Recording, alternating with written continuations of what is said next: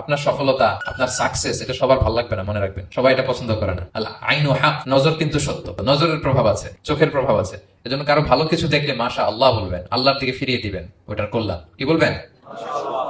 একটা সুন্দর ফুটফুটে বাচ্চা দেখলে মাশা আল্লাহ। কারো সফলতা দেখলে, কারো ফার্মে গেলেন, বাগানে যেয়ে দেখলেন ফল মূল ভর্তি, কি বলবেন? মাশা আল্লাহ। বিসমিল্লাহ মাশা আল্লাহ বললে এটাতে আর ক্ষতি হয় না।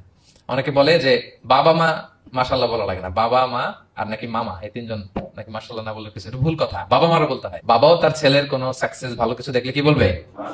মাশাআল্লাহ, তাবারাকাল্লাহ, অথবা বিসমিল্লাহ মাশাআল্লাহ, এটা আপনারা বলবেন। ধরেন যে আপনি কোন একটা প্রোগ্রামে বসে আছেন, আপনার পাশে যে বসে, আপনি তার দিকে এরকম 10 মিনিট তাকায় আছেন, কোনো কথা ছাড়া শুধু তাকিয়েই রইলেন। তার কি ভালো লাগবে বলেন? সে কি কমফোর্টেবল ফিল করবে?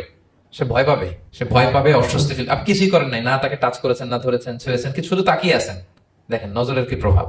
আল্লাহ আইন হক, নজর সত্যি। এজন্য কারো সাকসেস দেখলে আমরা সবসময় যেন মাশাআল্লাহ বলি। মাশাআল্লাহ ঠোঁটের সাথে মিলিয়ে রাখবেন। ভালো দেখলে কি বলবেন?